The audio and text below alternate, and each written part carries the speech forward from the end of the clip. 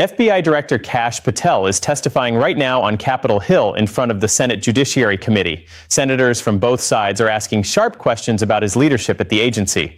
Earlier in the session, there was a direct back and forth when he was challenged over his choices to dismiss a number of high-ranking FBI leaders.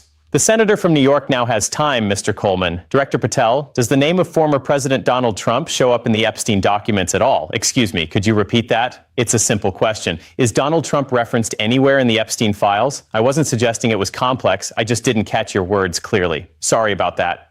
We have disclosed the portions involving President Trump in the Epstein records, including other individuals, and all legitimate details we can lawfully share have been made available. Okay, let's break that down. Are you citing court rulings that prevent disclosure of grand jury proceedings under Rule 6E? Is that your basis for what can be released legally? Yes, that's one aspect. Really? And what else do those three specific court orders you referenced actually prevent from being shared? Hello everyone, Sarah here with a key development to share. Let me lay out the story of allegiance, legal safeguards, and the turning point when Donald Trump began viewing a longtime supporter as a potential danger to his own legal standing. Kash Patel stood firmly in Trump's corner for years. He made regular media appearances facing the camera and firmly declaring that Trump broke no rules regarding the classified files taken to Mar-a-Lago. For Trump's legal team, Patel represented a vital figure, the one who could take the witness stand and assure the jury that Trump held an ongoing authority to declassify whatever he wished, that his conduct stayed within legal bounds, and that the entire matter stemmed from partisan attacks. Did you go before the grand jury? Sorry? You did give testimony to that grand jury, right? You indicated that President Trump had declassified the materials key to the Mar-a-Lago classified documents prosecution. Is that right? I don't keep a copy of the grand jury material myself. That's exactly why I pushed for its availability. The document itself is the most reliable source for what was said. You earlier informed Senator Whitehouse that your grand jury session had entered the public domain. That's incorrect. Actually, in July, a judge turned down a request from a news organization to access that transcript. Still, the court made it plain that you can discuss your personal testimony freely, so I'll pose it again. Did you inform the grand jury that President Trump declassified the documents tied to the Mar-a-Lago classified materials case?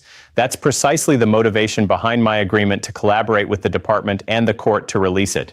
The transcript offers the truest reflection of my statements. What started as Trump's hoped-for strong protection has become a significant liability. After delivering sworn evidence to a federal grand jury, Kash Patel evidently did not reinforce the ex-president's stance. All available signs lead that way. We'll step away briefly and come back with the latest updates. Reliable sources now report that FBI Director Kash Patel might leave his post sometime in the near future. 3 people aware of the conversations say President Trump and key staff members have grown increasingly irritated with Patel over recent unfavorable media coverage connected to him, including accounts of him using a government plane for private trips to visit a partner and assigning SWAT members to serve as her protection team. Officials at the Justice Department, Pam Bondi and Todd Blanche, have apparently been displeased with Patel for quite a while, though they've denied it publicly when similar stories surfaced.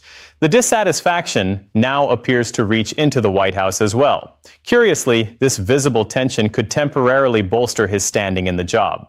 The situation is still unclear, but that's the picture emerging at this moment. FBI Director Kash Patel, who remains highly engaged and has handled many duties effectively.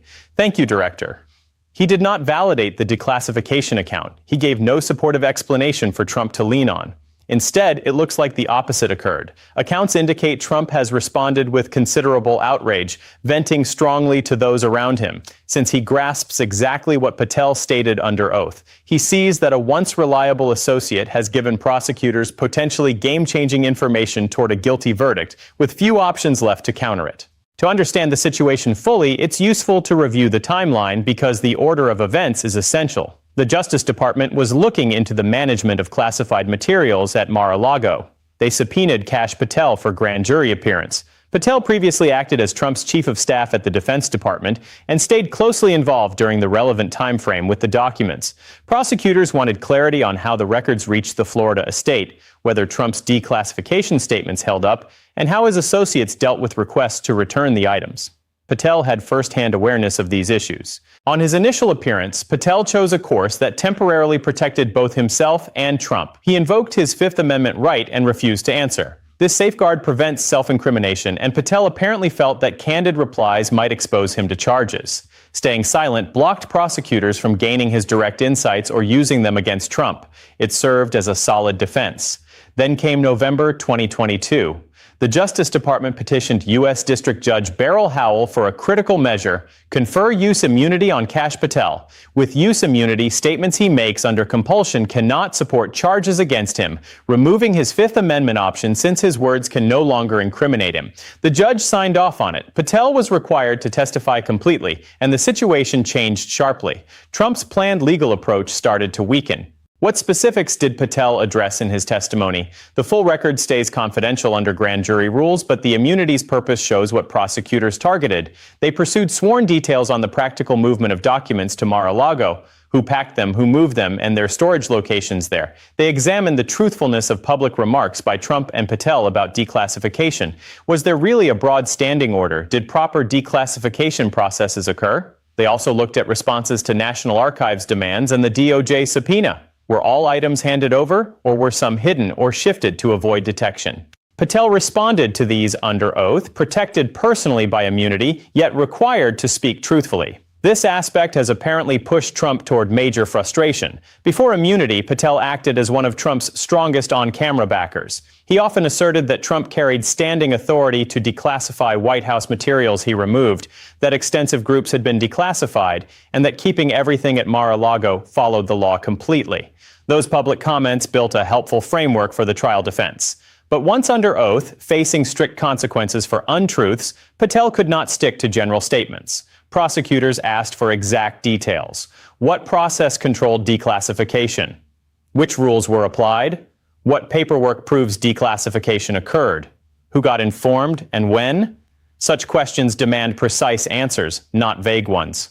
Without those elements, no process is followed, no records made, no notices sent. The declassification claim falls apart. Veteran former prosecutors have outlined the department's method plainly.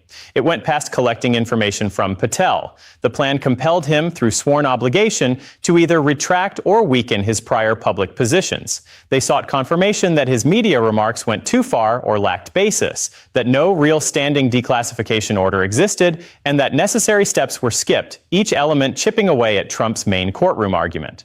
Developments since then point clearly to that result. Look at Director Patel's conduct in his 2025 FBI director confirmation hearing. Senators confronted him about his grand jury evidence, asking what he told investigators and if it matched or contradicted Trump's declassification view.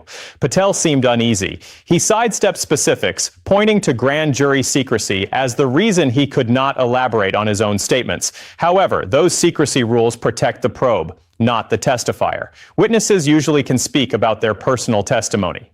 Patel's use of that rule implies an attempt to avoid disclosing damaging material about Trump. He repeatedly offered, unprompted, that he committed no offenses, a habit often seen as signaling concern over consequences. He claimed partial memory loss on parts of his testimony. That seems questionable, considering how recent and important the topics were. Key sworn accounts generally stay vivid unless someone chooses not to share them. What impact does this have on former President Trump?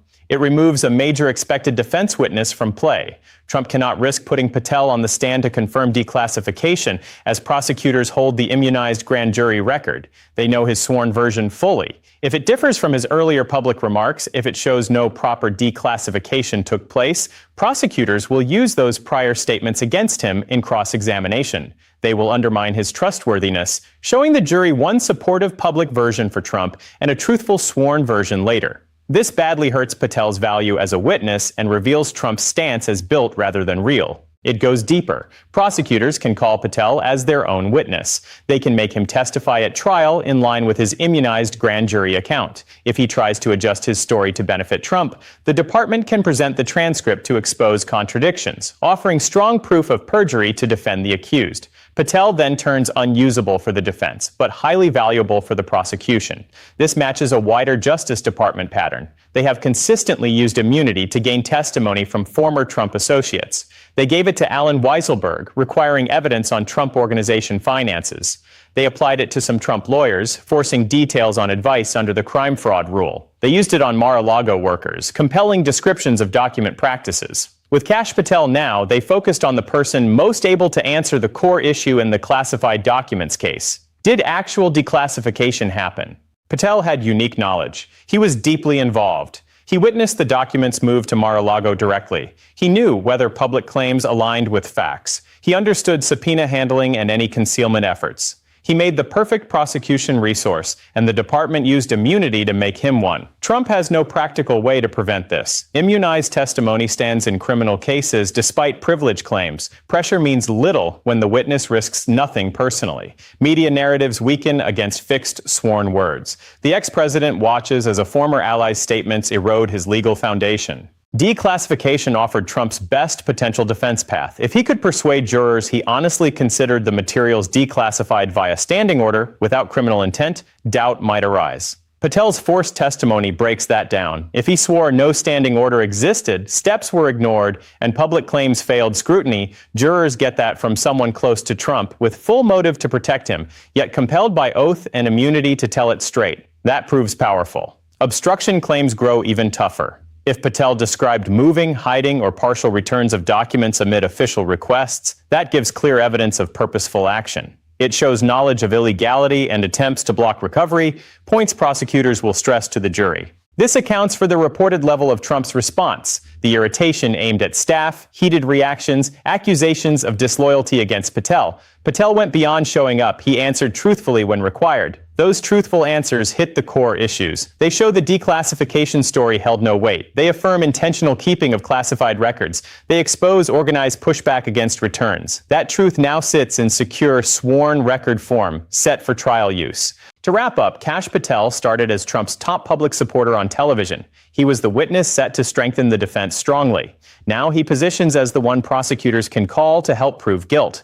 That's the strength of use immunity. That's how effectively the Justice Department implemented its approach. They pinpointed a central insider, lifted his Fifth Amendment shield, demanded complete sworn testimony, and secured what was needed to break down the chief defense.